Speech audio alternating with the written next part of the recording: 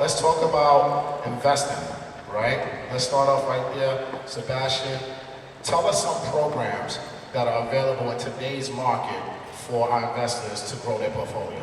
All right, so one of the most important things I want people to understand is, as a first-time investor, it's accessible to you to get finance. A lot of people typically go with buy-to-lets. However, we're in a market where there's going to be a lot of opportunities with properties that are going to be going below market value. And I want you all to go out there and start looking at how you're going to fund these deals using what's called bridging finance. Now, there's going to be bridging finance available for first-time buyers. A lot of people don't understand it. And I'm here today to make sure I'm breaking down to you that there is accessible finance to all of you. It's here, it's available, first-time buyer for first-time landlords and first-time investors. I really need you guys to get your thinking caps on tonight because we're going to drop some gems for you. All right, so talk to us in detail about this program, right? So what's the minimum credit score that's required for this? So, as a buy-to-let, we've got lenders that are specialist lenders out there that don't care about your credit. Now, you need to be careful because we need to make sure that these lenders understand what your strategy is going to be. So when I say that, it's because no minimum income is required on some of these lenders. So if you're a first-time buyer, first-time landlord, there's going to be accessible finance for you using specialist lenders. We've got high street lenders, and I want you all to realize that this is available to you. All right, so I like that. So Tayo, let me ask you a question, right? With these programs, because you're a mortgage broker as well, are you finding it more difficult to get people approved for funding in today's market? Because I've been reading a lot on the news over here that a lot of banks have been pulling out and not offering these type of products right now. So have you been having a hard time getting people funded? Yeah, I mean, at the moment, right now, as everyone will know, interest rates are going through the roof. And what that happens is that the stress testing, when banks have to stress test what landlords are planning to do, they look at their planning. Because the interest rates are so high, the banks are being a bit funny with lending. So before you go forward, let me cut you off. Can you explain what a stress test is? Stress test. So stress test is effectively the bank seeing, is this still profitable effectively? So in layman's terms, if your buy-to-let property is bringing in £1,500, if the mortgage is going to be £1,400, they're a bit funny. All it takes is one little blip, one little void, and all of a sudden we're looking at repossession. So effectively what they do is that they assess it on the front end to ensure that it's stress tested and this can definitely work. But what I always say, you already know, as property investors, we need to be able to adapt. So that might mean using your existing property and reworking it so it cash flows a bit better. So maybe you've got a house that you're using it, renting out to one family effectively. Maybe you put up a couple study rooms, make a few rooms, make a few units, as you guys say effectively. That cash flows a lot better and can help you beat those interest rates effectively. What are their interest rates today, right? Because I know today's working day, it's Monday, Halloween. So what's today's interest rate? So let me break it down. This is what it was like last year. Yeah? So last year, the average 2 years, they were looking at about 2 point something, right? We're looking at September, you might have been looking at about 5%. If you're doing a buy-to-let, you might be looking at 6%. You know what? 2 weeks ago, because you're buying, because a lot of us want to be tax efficient and buy for a limited company. 2 weeks ago, I got a quote for 7%. So it's really, really nuts right now. So 7% for a 2-year fix. For a 2-year fix, bro. So you guys don't do 30-year fixed mortgages here? No, we don't fix for the whole term. We don't fix for the whole term. Some lenders will do 10 years, few of them, I'm trying to say, but mostly we're looking at 2-year and 5-year fixed deals. The term of the mortgage can be 25 years, 30 years, but the fix 2, 5 years, in some cases 10. Okay, so we were talking backstage, doctor, and you were telling me that this will probably lead to a lot of opportunities for real estate investors because of these 2-year mortgages. They're going to be expiring, and obviously rates are going higher right now. So can we talk a little bit about what opportunities that you're seeing in the marketplace today? So one thing I want to make clear is that whether you're in the United States or here in the UK, one of the major things after COVID is that a lot of people were not stacking. Some of them were not able to, and some of them stopped stacking because they thought, hey, there's a little moment in which we didn't have to pay our mortgage anything, yeah? And so what's happening is those people now have this debt that they didn't realize they were going to have to pay. So a lot of people are having properties being foreclosed upon right now. So when you're looking at areas that we're seeing being gentrified, and we're seeing areas where the prices are just astronomical, just in the last 5 to 10 years, you have an opportunity that some of these people who purchase a bit off more than they can chew, they're now in a position to actually lose their property, and you can come in and actually save it for them, right? In the sense that you can buy it from them and maybe even keep it in the community. Because one of the things that I've been finding as a strategy is you go to some of these people and you're like, hey, I want to buy your property, and they're just happy to keep it within a community that they're familiar with, especially if you're maybe from that area or have a relationship with it, especially when we start to talk about gentrification. And so this is a prime time right now, even if you don't have the money by yourself, to pull money together legally the right way, get your contracts, get an attorney. Even if, imagine, some of these attorneys are about £800. £800, even someone tells you that price. If you put 5 or 10 people together and each person puts $10 and or whatever, or $100, and they pay for that legal, and then later on you don't have any issues. You have the proper setup, right? Proper LLC, proper corporation, and then you pull your money together, one person 10, one person 100, and they have different equity levels in that property. You can put your money together and buy back what you feel is being lost to you. So that's the first thing I would want to say. This is a prime time to do so. Yeah. You mentioned certain areas, right? Yeah. So look, we need to know what areas are you investing in right now here in London, because you was talking some good numbers back there. So I need you to bring that conversation to the stage. So to give you an example, one of my favorite markets right now is Croydon. Anyone knows Croydon? Anyone from Croydon? Love Croydon, yeah? So myself personally, I'm Mancunian. Anyone from Manchester here? All right, it's what I like to hear, yeah? Outside. Okay. So, as a Mancunian, I did live in London for a bit, and now I live in New York. So you're gonna hear a little bit of everything, yeah? And then I'm a yardie. So anyone Jamaican in this room, yeah? You're done now. That's what we do, yeah? So what I'm noticing is, having lived in London, I remember there were areas like Brixton, like Peckham. Anyone South End? I got that in here. Any Kent in here? All right, so Kent, you hold it. I like Kent. It's a great market. We were just talking about it backstage. Yeah. Kent is a great market to invest in. Croydon's a great market, in my professional opinion. I'm not telling you to run and go get it, but what I will tell you is, if you looked at, like Croydon, to give you an example, in the last 3 to 4 years, some of the properties have gone up 60%. 60% in 4 years. Keep that in mind. So even if you're investing in the stock markets and other markets, there are lots of things that are going to average 15 to 20% per year for you.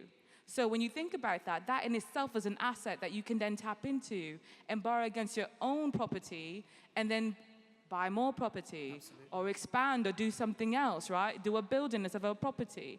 So that's so those are some of the areas that I like. Yeah. To give an example. Can I just touch on something that Jatali said, because she dropped a gem, yeah? Listen, co-buying is something that's going to be massive right now. You see the prices fly, wages can't keep up with house prices. But something I always say, that sometimes people are always got this image of what good looks like. They think that, yeah, I need to buy a property by myself so I can say that this is all mine. But I always say to people that you could be building wealth right now, but you don't want to, because you don't want to buy a house for your sister because she snores when she sleeps. But that's hindering you from doing something great. Do you get what I'm trying to say? So I just feel like we really need to consider co-buying. It happens in a lot of other asset classes. Pull your money together and buy something great. And a lot of time you can walk away with that added equity effectively. You want to add to that, Sebastian? Yeah, I'm seeing a lot of people, and I'm actually doing a lot of consultations with people who are mum, dad, brother, uncle, and they're setting up what's called a limited company. When they set up a limited company, all their names are down, and they're able to buy, using their resources, buy investment properties and go up north because it's affordable. So the Midlands up north, if you can't afford the areas of down south, start where your pockets can take you. Mm-hmm. If you've got orange juice money, that's where you go to. If you have champagne, then obviously that's what you're going to be using. Can I add one more thing? Go ahead. Now, this is very key. There are a lot of, we see the underground, right? So there are a lot of people, let's say from Manchester back in the day, no one wants to really do that drive. And so depending what we had to come over here is what made us decide if we want to go out at night, right? Now, what you're seeing is that there are more underground tube, Long Island Railroad stations. If you're American, you consider it the railroad or the train. So what you need to think about is this.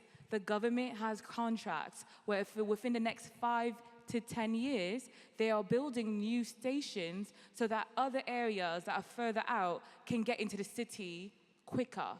So guess what that means? Right now is the time to buy in those areas. I can't name any particular areas. You got to do your homework, yeah? Do your research. But if you do your research, it is plain as day.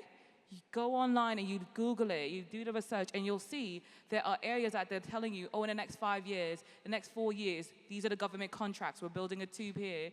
And guess what? Now, when you buy in that area right now, it might be 100 to 200,000, but by the time in 5 years that rail is there, and that underground is there, guess what? It'll guaranteed go up 5, 10x. 20x within the next 5 to 10 years. You just need to buy and sit on it sometimes. So are there any websites, like in the US, we can look at the planning departments and things of that nature, and we can kind of forecast and see what's happening. Is it the same over here in the UK? Yeah, absolutely. Jatali's cooking right now because She's really, definitely cooking. she's She's cooking definitely because I want to tag along to what she's saying. I always tell people 2 things here. Try and follow public spending and private spending. So you touched on public spending, bridges, train stations. You can find out all of these on the council websites. The plans are there. There's sometimes people that you can... The website? Say the website The again. council website. So that's like the... What's a council in America? Like the region. The government. Government, yeah. Congress.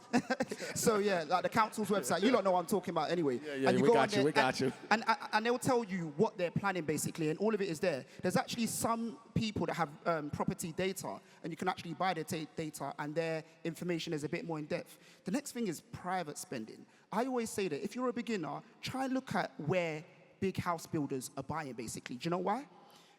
They're doing a £250 million development. How much do you think they spent on research? More than I can spend, right? Do you get what I'm trying to say? Start off by looking at their brochure. When they tell you, if you want to learn about an area, get a brochure for a new build in the area. All the information's there. You open it, they'll say 6-minute walk to this station, and this is coming out this company, because they want to sell it as well. So if you want to know about the area, that is a pool of information for you. So that's a little gem for some people. That was a big gem.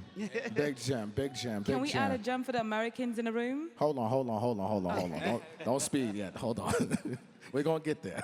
Okay. We're going to get there. Since you're talking about buildings, Seb, let's talk about how do you fund a construction deal out here? How does that look? What's that process like? We use what's called development finance. So development finance and bridging finance. So if you find a land, if you find a property that you're going to add value to, these lenders will give you the money to carry out the works.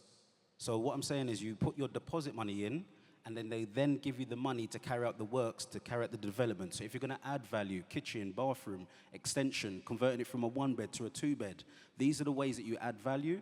These lenders will say, look, it's going to be worth $200,000 when you're finished. We'll give you the money to do the works to it.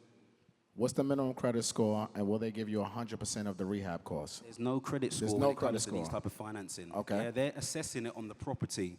It's not about you as an individual. It's about the property. Let me break it down. Does the numbers stack up? That's what they're looking at. If the figures stack up, they'll give you the finance to it. And they give you 100% of the repair costs. The build cost, they'll give you 100% finance for that to carry How much of a deposit do you need to put down? 25%. 25%. Lovely. I love that. Now, that was a gem. Let's switch to, you want to talk about the Americans, right? But I want to ask these gentlemen a question first, and then you can piggyback. Let's talk foreign national loans, right? We have a lot of people from the States here, and Jatali's dropping all these gems. We want to invest here in UK as well. So how can we, as Americans, get approved for financing? And both of you can kind of chime in on this. Go ahead. So basically, I work with a lot of foreign nationals myself. Now, the one thing that they'll do is that a lot of the time they might charge you a bit more stamp duty. What's the stamp duty? So stamp duty is a tax. It's a land tax that you pay when you buy a property, effectively. So What's the percentage? It varies. The scale was ridiculous. Everyone knows what I'm talking about, but it depends on the price that you're at. Now, what happens is that investors pay a surcharge when you want to buy an investment property. So investors like us here, we pay a 3% surcharge when we buy. Now, some foreign nationals may have to pay additional stamp duty as well. The second thing is it's just the normal identification of a foreign national as well. Sometimes it depends on the country that you're from. With the US, they'll be quite fine with it. I work with a lot of clients from high-risk countries on a KYC basis, effectively. So sometimes they can be a bit funny with that. But it is definitely possible for foreign nationals to buy in the UK. I mean, you already know, in London, people from Singapore, Malaysia, Dubai, they use property in the UK as their bank accounts, effectively. So that's how many foreign nationals do invest in the UK. Sab, you want to add to that? If you're, at the moment, it's Black Friday with the pound. Yeah, we've all seen that the pound You said dropped. it's Black Friday with the pound? Honestly. So it's a great time to be investing in the UK. So you need to start looking at doing it. If you are looking at doing it, setting up a limited company, it puts that property in a wrapper. Lenders like that. So rather than putting in your personal name, you're putting it into a limited company. Gems. Jatali, let's shout out to Taylor. I hear her. So she threw me off right there. So let's talk about we internationally, we foreign nationals, we're investing in here. You're in the States, you do a lot of Airbnbs here in London. Can you tell us how that process works over here in London? So I'm not a big Airbnb fan right now, but I don't think it's bad for everybody, right? Why? I'm Tell us more why. into, we're leading into a recession.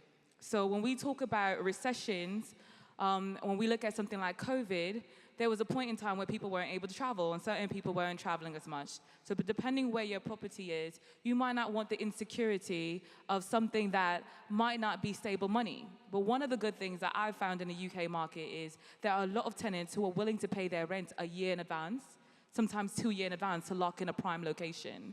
So I'm more interested in investing in areas that are like near hospitals and near, beyond hospitals, also near military bases, right? So what happens is those people, in my experience, tend to pay their bill on time, right? The nurses, everyone pays their bill on time.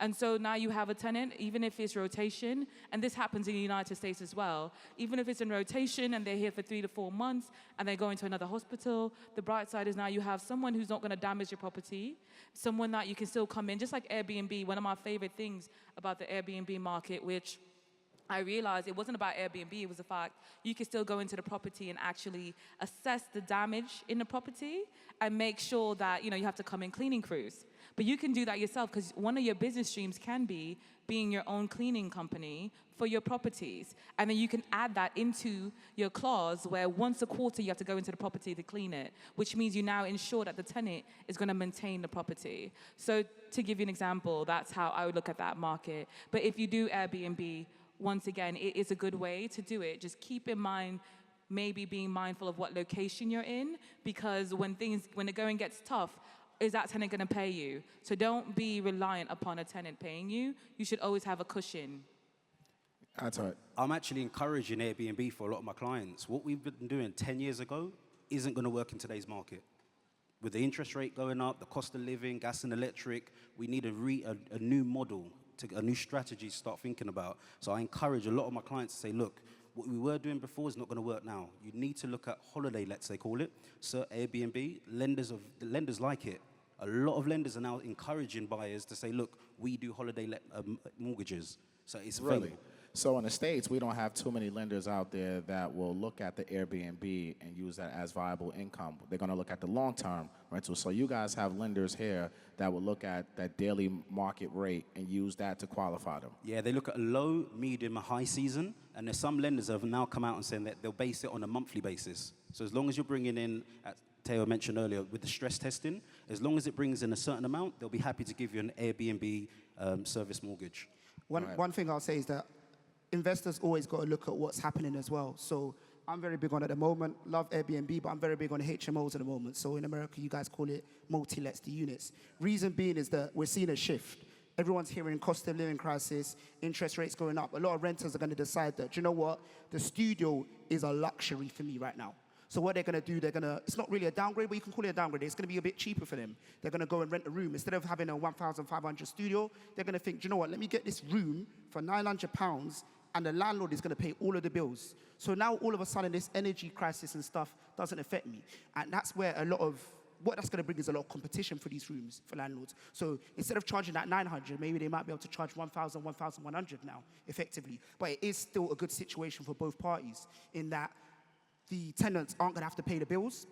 The landlord's going to cover that, but the landlord's got significant demand. So I'm very big on HMOs at the moment. Go ahead, you want to add to that? Either way, one of the main things I want people to understand, start looking at your strategy. Yeah. You have to start looking at how is your money going to work harder for you. Your money's going to be your employees. These assets are your employees. You need to make sure you sit down with a broker and have a medium, short, and a long-term plan. It's a roadmap.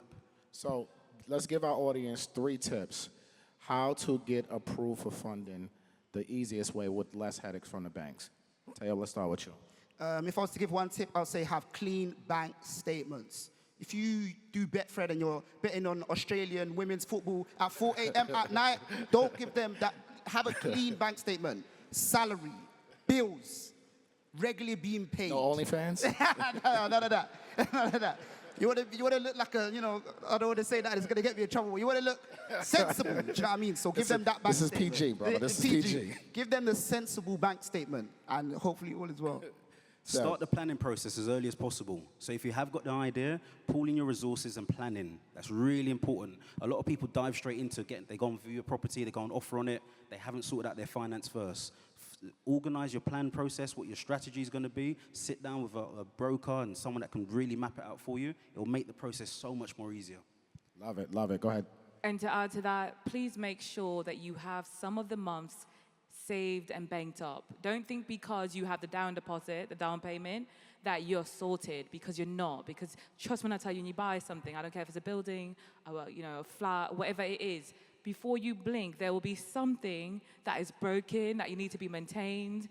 Something's going to happen. And so when that something happens, rather you lose your job, whatever it is, you need to be able to have a few months stacked up, so you can't rely on a tenant. You can't rely on Airbnb. You can't rely on anything to, per se, protect your asset and whatever you're purchasing, investing. Don't be house rich and cash poor.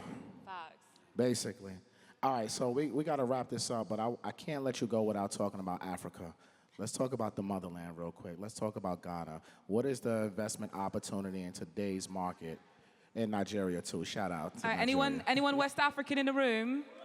Oh, shout out to y'all. Y'all in the building. Okay. So on one side, I'm Cape Verdean, which is West African.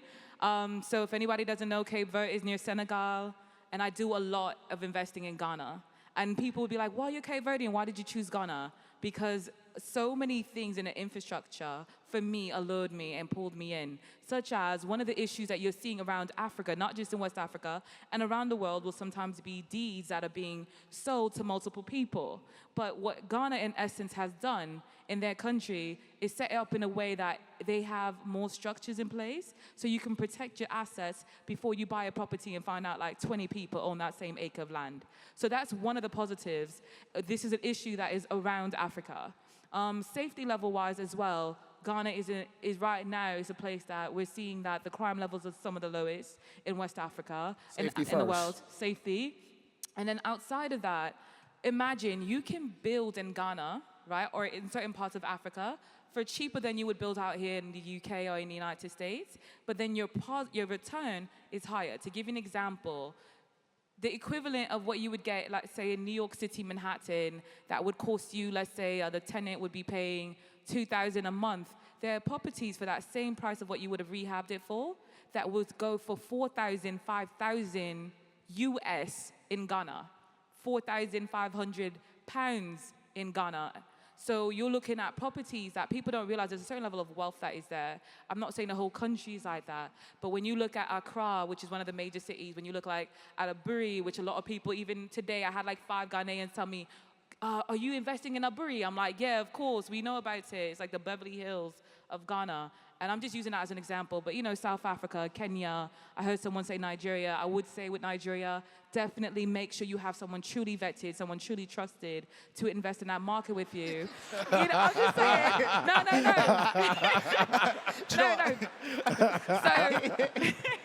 I've been scared you're going to ask me about Nigeria. No. To be clear, a lot of my cousins are Nigerian, and I've been going to Nigeria since I was 9, right? My son's name, I won't say it right now, but it is a Nigerian name. Would you buy property there? Come again? Would you buy property in Nigeria? I would own land. No. So I would own land in Nigeria, but I wouldn't develop there yet. And the only reason is because for me, even my cousins who are Nigerian, who are coming from very prominent families, are being told by their family members, hey, make sure you come with security and we pick you up from the airport. It just doesn't give me that feeling of like, Then I go to Ghana and I'm like, by myself, I'm just hopping off the plane. And it's just a different vibe, right? And I feel just more comfortable right now. But I feel like with elections coming in Nigeria, my fingers are crossed, that somebody Igbo, I don't know, we need a change. We need a change in Nigeria. And so with that said, hopefully not to get political, things get better there, but I would buy the land and maybe I would buy something for the future, but not for right now. Not something I would want to maintain hands-on. Land bank it, basically. Buy and hold. Buy and hold. And I think that we should be doing that around the world, because I will say this, Nigeria, Ghana, Kenya, Uganda, we have a soil crisis in this world. Around America, in the UK, in the world, we have a soil crisis. There aren't a lot of countries that are yielding actual rich nutrient-based food, which means countries that have real soil. And countries like Ghana, where Switzerland and all these countries were buying Ghanaian cocoa and then calling it Swiss chocolate, right? When you hear that, this is why you buy in those countries and you hold, even if you're not ready to live there. And so when we look at Nigeria, there's a lot of precious minerals and oil and things like that in the country that is money. It's money, you know what I mean? There's so much richness in the country. So maybe buy it and, we just wait and see when we can actually be more aggressive in the market. Gems, y'all, gems. Gems, gems, gems. All right, we got 50 seconds left before we got to wrap this first panel up. Seb, please tell them how to find you. Everybody tell them how to find you real quick. New Property Finance on Instagram. So hit me up, add me, and I'll do a lot of content, a lot of values on there, so you can obviously see what's going on in the market and what you guys can do in order to maneuver around it and make sure you keep winning. Love it. Doctor? So Twitter and Instagram at Jatali Bellington. There's scammers out there, don't get got. I don't ask for no money on any pages. If you don't see me on a Zoom, I'm not asking you for the money, that's all I'm saying. And it's JATALIBELLANTON. Or find me on it, EYL page. Facts. Mine's Bricks with Tips, as you can see up there, Bricks with a Z, Tips with a Z. Digital platform that I run with my wife. We're on LinkedIn, Twitter, Instagram, all of it. And our aim is to bridge the gap, the wealth gap, using education. So make sure you follow us up, get them gems on a regular basis. You cooking, brother, you're cooking. Come on, man. Let's give them a round of applause, ladies and gentlemen.